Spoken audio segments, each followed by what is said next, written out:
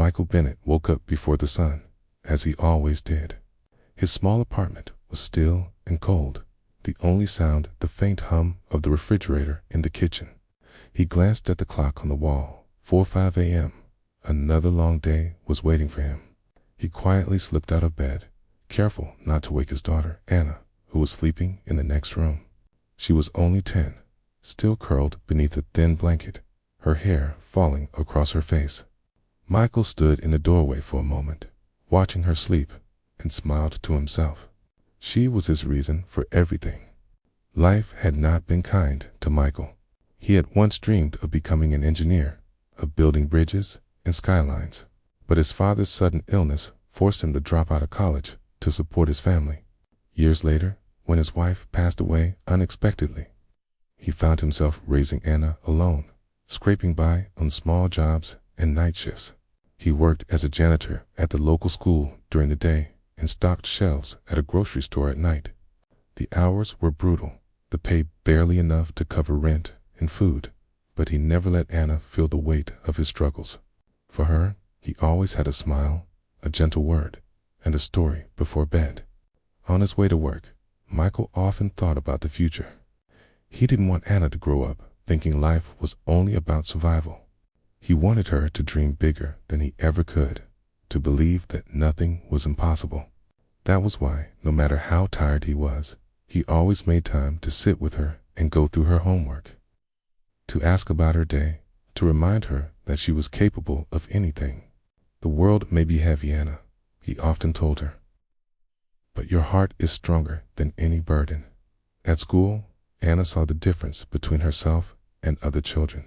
They came with brand new backpacks, shiny shoes, and snacks packed in colorful lunchboxes.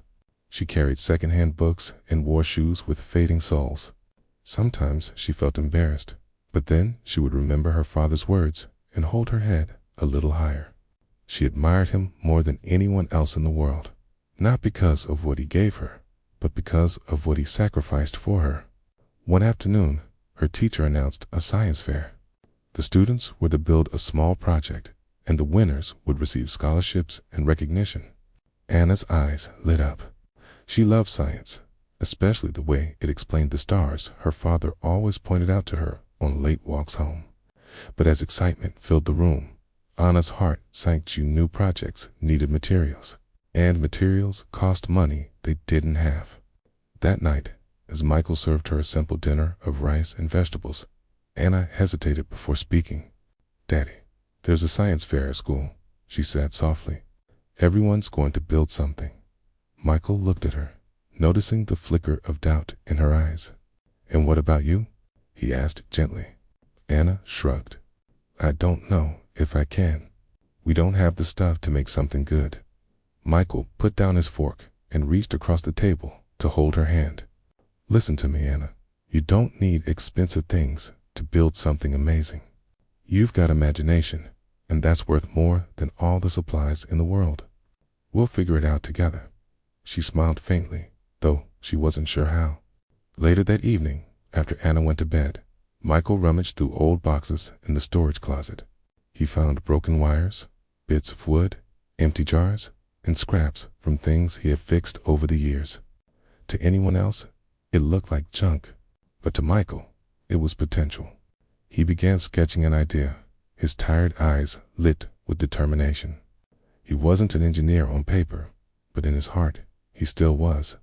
Over the next few weeks, father and daughter worked side by side at their small kitchen table. They built a simple water filtration system using sand, gravel, and cloth. Anna learned how layers could clean dirty water, how science wasn't just about theories, but about helping people. The project wasn't fancy, but it was clever, practical, and deeply personal. Every night, Michael encouraged her, saying, "It doesn't matter if you win, Kana. What matters is that you try, that you believe in yourself." The day of the fair arrived. Children came with polished projects, solar panels, robots, elaborate displays. Anna stood nervously by her modest setup, afraid hers would look too simple. But when the judges arrived, she explained with confidence how her filtration system could help people in poor villages have clean water. Her words came straight from her heart, and the judges listened intently. When the results were announced, Anna didn't win first place, but she earned a special recognition for innovation and purpose. As she held her certificate, her father hugged her tightly. "See," he whispered, "you didn't need money to shine. You just needed your mind and your heart." That night, as they walked home under the stars, Anna looked up and whispered, "Daddy, one day I'm going to build something big, something that helps people all over the world." Michael smiled, his eyes glistening. "And when you do, Anna, I'll be the proudest father alive, for the first time in a long while." Michael didn't feel like a man weighed down by struggle. He felt like a man who had given his daughter wings,